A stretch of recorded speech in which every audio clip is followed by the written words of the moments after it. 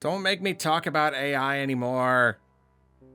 Come on, I don't want to do it. Don't make me do it. Of course, I am speaking directly to tech companies and myself because I can't help myself. It's low-hanging fruit. It's a train wreck. Don't want to stare, but you can't look away. It's the subject that, is just gross and it makes you feel kind of sick to your stomach, and yet you just can't help it. It's fascinating in how horrible it is. So Microsoft still doing that whole AI thing, that thing where they have to just dump countless millions of dollars into it and pretend like it is the future. And I thought maybe between the last time we talked about it and now, maybe they would have changed their minds, but nope. Seems they haven't, not yet. And now, in that way, where they have to pretend that this is something great that everybody wants, literally just pretending that it's something everybody wants to see, they have gleefully revealed to the world this version of Quake II, very big quotes, air quotes there, running on an AI engine. Essentially, this, you could say, sort of, this is history in the making. We now have it. Apparently you can play it yourself. I'm not gonna play it. I'm not gonna play it myself. I'm not gonna contribute to this. Not sure how many trees gotta burn down for me just to play it for a minute for the video, but I've seen footage and it really is a video game like thing. A thing similar to a video game being run by an AI, all being generated right before your eyes, not in a traditional game engine or anything. It's just this thing was trained on Quake II, and there it is. You can play it. It's it's rough. It is small. It is choppy. It is a thing though. You can move it around and you can shoot stuff, and it's rough. Very, very rough. It seems to have a particularly hard time with enemies. It kind of just forgets that they're a thing. Like pretty much every time you look away, it just forgets that it's there, or it thinks that it's a part of the environment, because of course it's not a game. It's imitating a game. It's imitating the visual experience of a game, but not really understanding what a game is. So it has a hard time keeping track of itself. And as always with this stuff, we can't just look at how poor it looks now, because it does look very poor. It's very rough. But we can't look at that as, oh well, that's why none of this is worth anything. That's why, look, it's terrible. It's always going to be terrible. We really can't focus too much on that, because I get the idea is that, well, maybe someday it won't be terrible. I mean, we've come a long way in just 3 years or something. We went from tiny little grainy images, and now we're getting video. Now we're getting video games. Obviously, this is going to keep advancing, and maybe someday. The argument is that someday this could provide graphics unlike anything we've ever seen. It could be photorealistic graphics, but that nobody had to code. Nobody had to actually do any work to make it happen. It could just be free and wonderful forever. Now, the response to that is usually, yeah, but is that important? Is it that important? Really? I don't think that it is. And I don't want to be small-minded about it. I want to look to the far future. If we ever do get Star Trek holodecks or something, then yes, this kind of thing could be very important. It really could be that AI is going to be a big part of production in the future in ways that, it could potentially unlock experiences that we literally cannot do ourselves. I want to kind of be open to that idea, but right now we have to look at, what is it going to take for us to get there?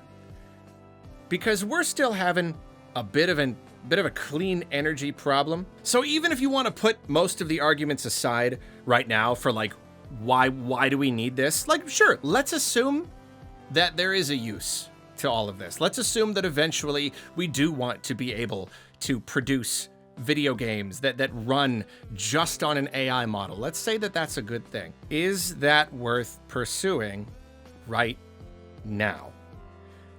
Because this little thing here, I cannot fathom how much money and time, how many resources have gone into creating this. As many people have pointed out, it is funny, the original Quake II was made by like a handful of developers. And so now all of this has probably taken many times the people and the money and the energy just to produce this little proof of concept. And according to Microsoft, they estimated that this new model required more than 3 megawatts of power to begin achieving consistent results. 3 megawatts of power for this model to actually start like working. And I didn't know how much a megawatt was, but according to the PC Gamer article, a single megawatt requires 3,000 to 4,000 solar panels to produce. I apologize because I'm clearly missing something. There's no way that's true, right? I mean, I cannot believe that this horrid little thing, this nasty little prototype, could possibly use that much power. I must be missing something. I'm sorry. Sorry for this, folks. Technical difficulties. Let's move on. No, seriously though, it's just like, sure, yeah, maybe AI can be used for cool stuff or whatever, but like, now isn't the time for it. We don't need it now. We're talking about a future that is very far in the future.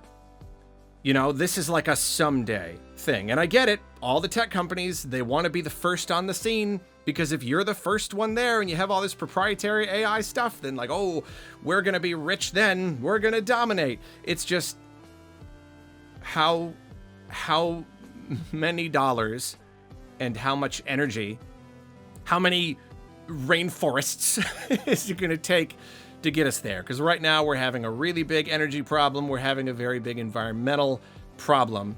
So it's just, I don't know, not to be super duper dark about it, but yes, to be super dark about it. You're looking at this future where all of this is running perfectly and it does what we want.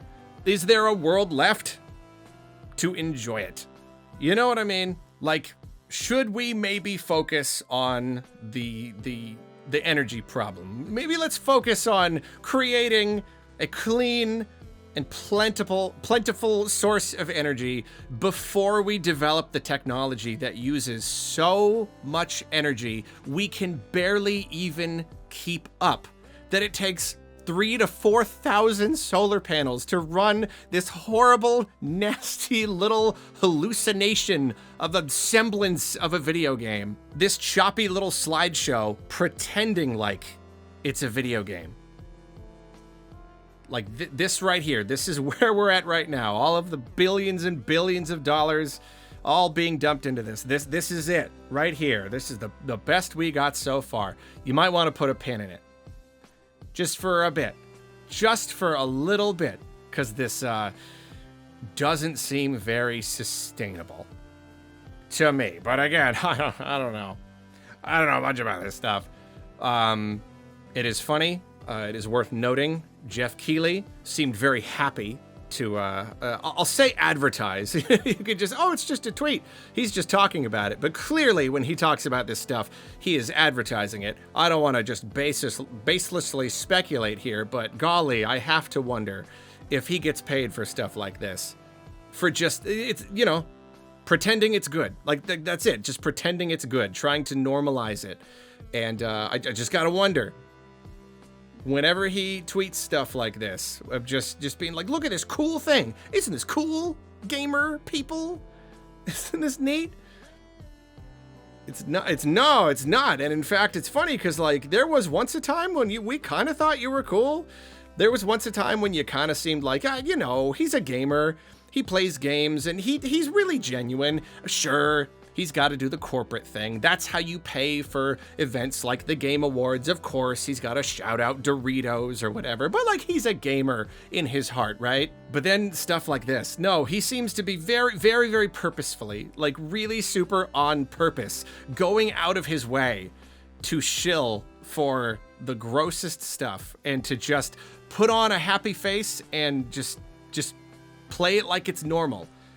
Play it as though 99% of the audience isn't gonna just like groan and think even less of him somehow. But I don't know.